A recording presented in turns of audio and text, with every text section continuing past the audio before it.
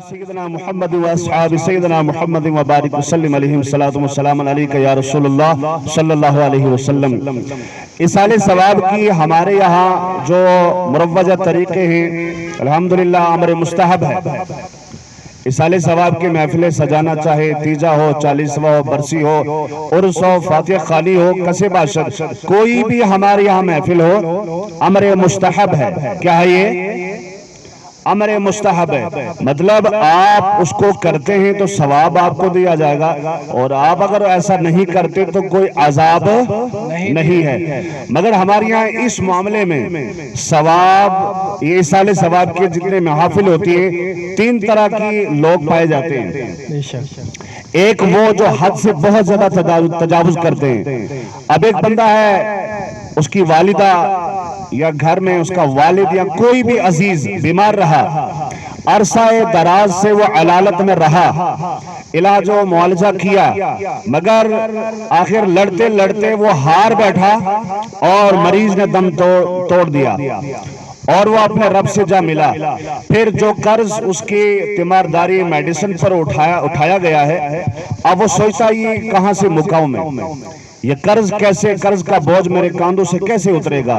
مگر اس کے ساتھ ساتھ جو برادری علاقائی دباؤ ہے وہ یہ کہ آپ نے ایصال ثواب کی محفل کو سجانا ہے، جس میں 5 کلو گوشت ہو، 10 کوئنٹل چاول ہو،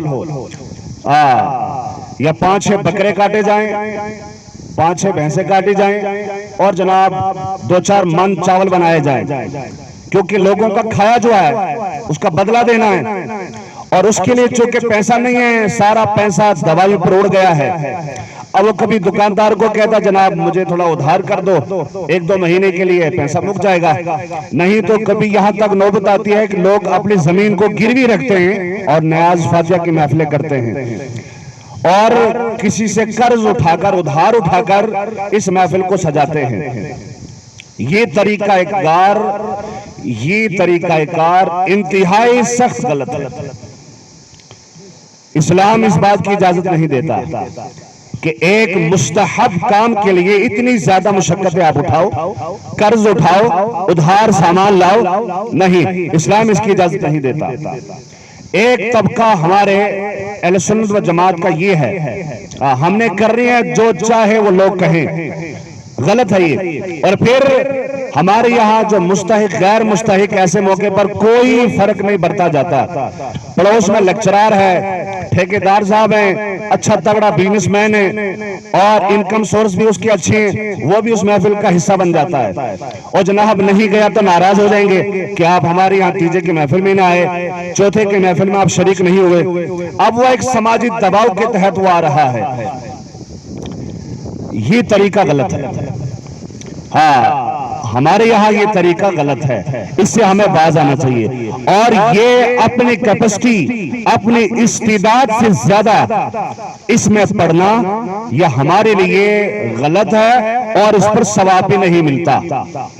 ظاہر سی بات ہے جو قرض پر پیسہ اٹھائے وہ نیاز فاتحہ دے، بعض تو سود پر بھی اٹھاتے ہیں، زمین کو گروی رکھتے ہیں، یہ سارے طریقہ کار غلط ہے۔ یہ وہ لوگ ہیں جو ہمارے الحمدللہ اب تو شعور ہے، جو جاہلوں کا طبقہ ہے، بس سنی سنائی باتیں پر یا سماجی دباؤ کی بنیاد پر ایسا قدم اٹھانے کے لیے مجبور ہوتے ہیں۔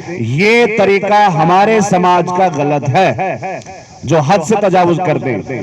ایک طریقہ وہ ہے جو سرے سے مانتا ہی نہیں کہ بھائی مر گیا مردود، نہ کفن نہ درود، ایصال ثواب کا کوئی کنسپٹ ہی نہیں ہے، یہ سب غلط ہے جی۔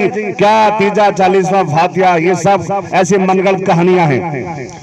یہ طبقہ بھی افراد کا شکار ہے، یہ بھی غلط ہے۔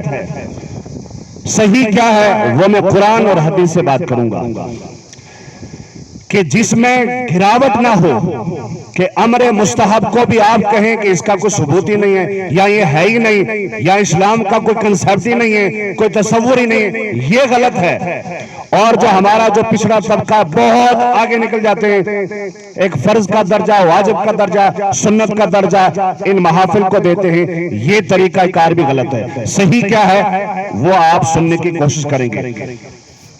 میں نے قرآن مقدس کی سورہ حشر میں سے ایک آیت تلاوت کی ہے، اللہ رب العزت ارشاد فرماتا ہے والذین جاؤوا من بعدہم، اور وہ جو ان کے بعد آئے، یقولون، وہ کہتے ہیں ربنا اغفر لنا، اے ہمارے رب ہماری مغفرت فرما، ہماری مغفرت فرما، اور ہمارے ان بھائیوں کی مغفرت فرما جو ہم سے پہلے ایمان لا چکے، بے شک بے شک بے شک، اور ہمارے دل میں ان کے لیے کینہ حسد بغض کچھ نہ رکھ، بے شک بے شک، تو غفور الرحیم ہے، تو معاف کرنے والا ہے۔